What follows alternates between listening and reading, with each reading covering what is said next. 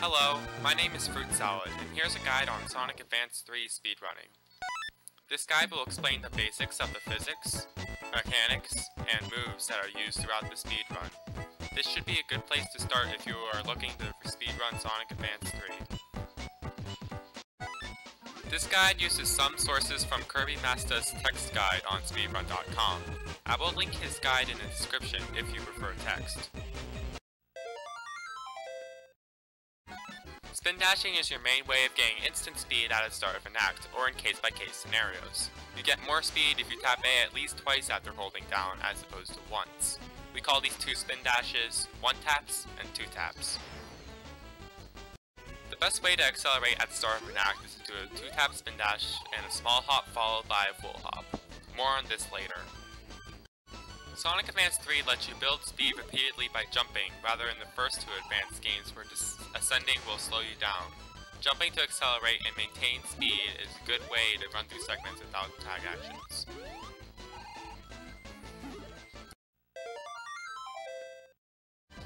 Whenever you initially spin dash, curl into a ball, or during other specific actions, you will enter a grounded ball mode.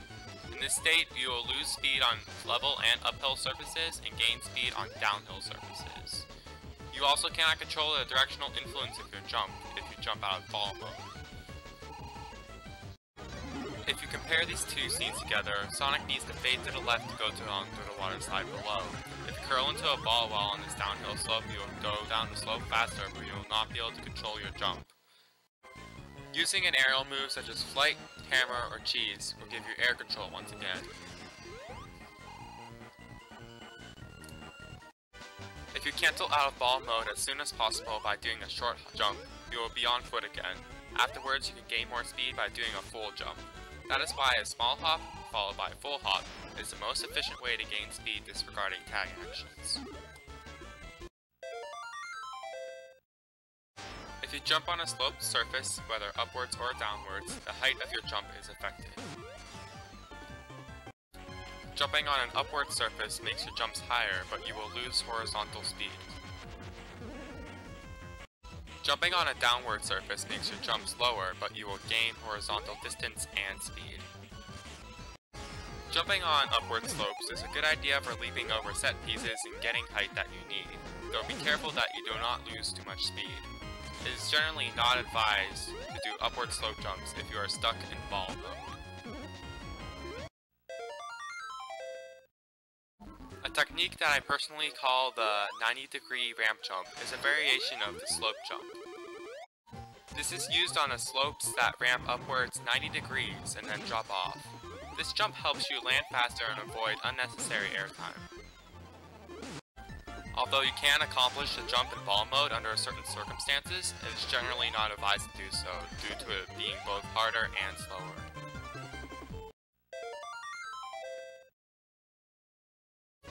Another technique, commonly named loop jump, is a jump between the top and bottom part of the second half of the loop. You will land on the downward part of the loop if timed correctly, allowing you to gain speed. This is also convenient for breaking out of ball mode. Rails are used as a surface to ride on or jump off. You typically jump off them early to follow up with a tag action or another move. If you jump off a rail, you will not hit the rail again until you hit the ground or use certain moves. The rails in general are very finicky and sometimes disobey this rule or deny you from landing on them in the first place. This is usually due to landing on a sloped part of the rail, especially where the slope begins and ends. If you need to follow through rails, you can either jump off them or charge a tag action preemptively. You will hop off the rail automatically when it is fully charged.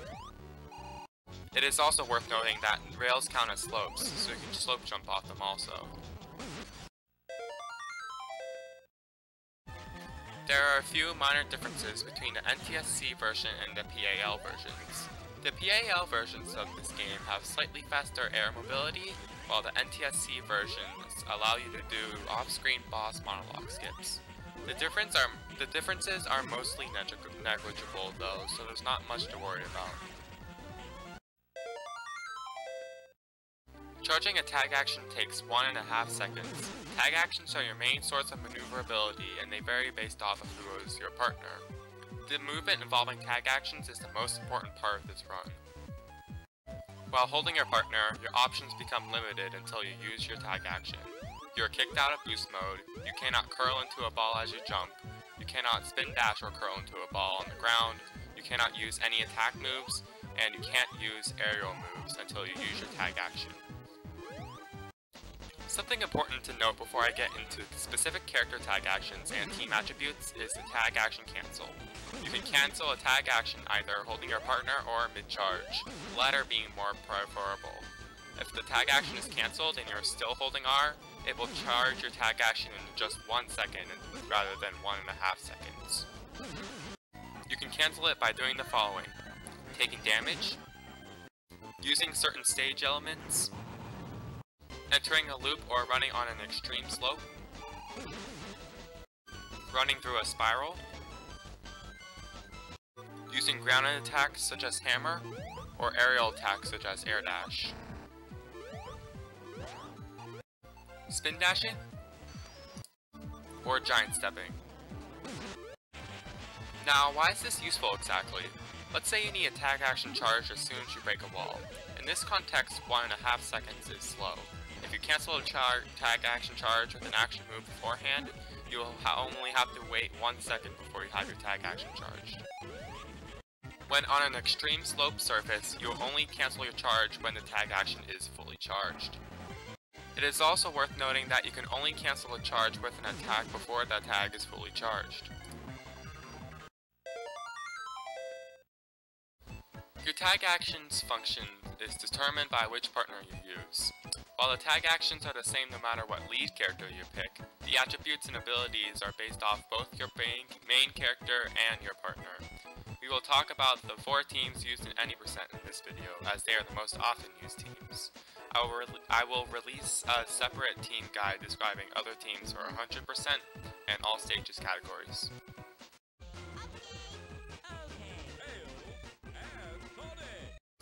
Tails and Sonic are considered to be the best team in the game.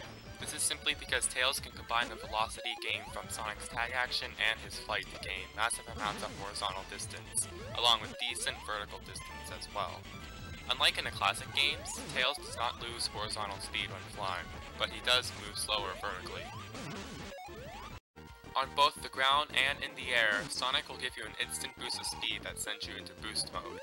While new players would only use the intended version of this tag action, there are actually 2 more ways that you can use this tag action that give it a lot of variance. You can roll while using Sonic's tag action by holding down as you release R.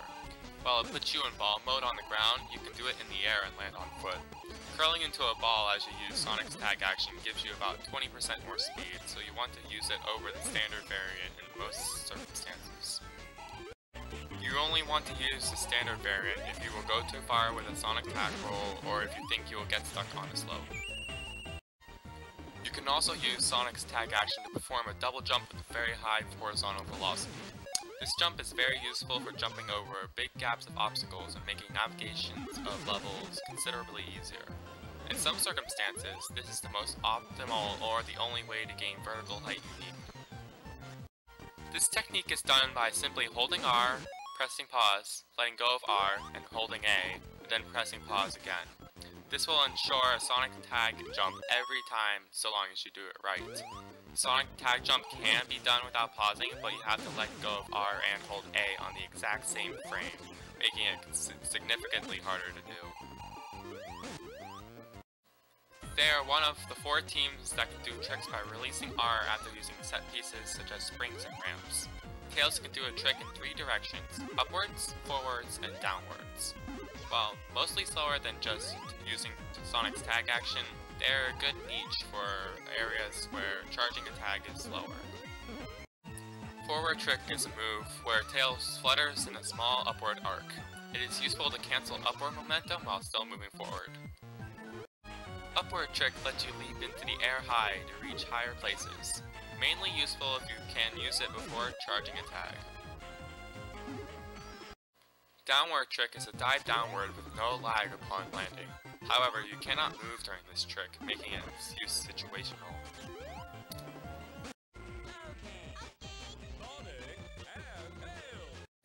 This team isn't as good as Tails and Sonic, but they are still very solid.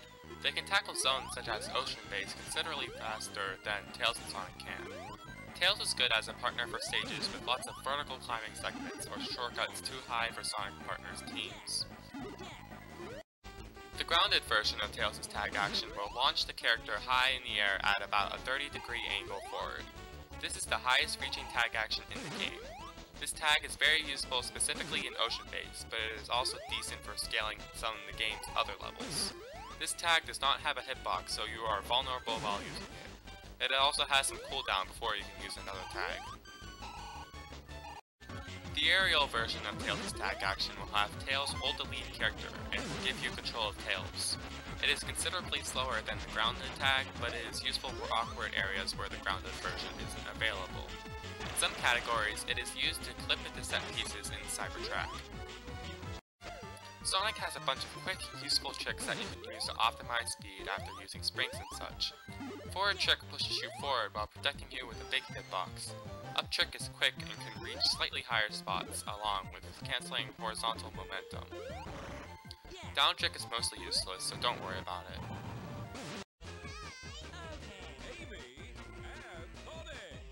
Another contender for the best team in the game, this team has similar movement to Tails and Sonic. However, Amy possesses different moves that can skip segments that Tails and Sonic can't, along with better movement for ledges in general. The tag actions are the same, so I will go over their moves. You can press A in the air to do a horizontal dash. It has many uses in combination with Sonic's tag action, including cancelling vertical and horizontal velocity to regain air control, or to sometimes make gaps that are impossible to make otherwise. You can also use it next to an edge to gain a bit of a boost up onto the ledge. Don't worry too much about being too low, it snaps fairly well. Amy's hammer is used to hit springs. When you use a hammer on a spring, the spring's launches increase significantly, letting Amy reach some hard-to-reach places. Very useful in Chaos Angel, a zone that mixes both vertical climbing and horizontal jumping. Very specific springs in the game have particularly interesting properties that let you clip out of bounds, but more on this in later tutorials. You can hammer twirl in the air by pressing B and down, but you're locked into it until you land. It's very situational as the landing lag is harsh. A variation of Sonic's tag action that only Amy Sonic and Knuckles and Sonic can use. If you pause buffer holding B instead of holding A, Amy will use her grounded hammer in midair, causing her to cancel all of her velocity. While it is situational, it's useful in more convoluted stages where you have to drop in a specific place.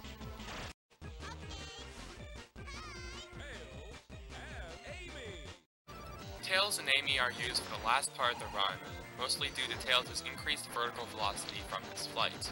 Amy's tags and hammer provide a good niche, too. You use them to cross the huge bottomless pits in Chaos Angel Act 3. Amy is also a good partner for stages with vertical climbing. If you have Amy as a partner, you must press B after your jump to curl into a ball. Amy sends you straight upwards high into the air, unlike Tails which sends you at an angle. It does not go as high, but there is less cooldown on the tag. Amy's vertical tag action gives you a boost upward with her hammer as well. You can combine the low cooldown of her grounded tag action with the aerial tag action to gain even more height. This variation also has a hitbox, making it useful for bosses. Thanks for watching, everyone! Some things in this guide may have been obvious to you, but perhaps there are bits that you didn't know before. I'm going to make a series of tutorials. First, I'll make a more extensive team guide, then I will show how to run each act in a game for any percent. Have a good day, everyone!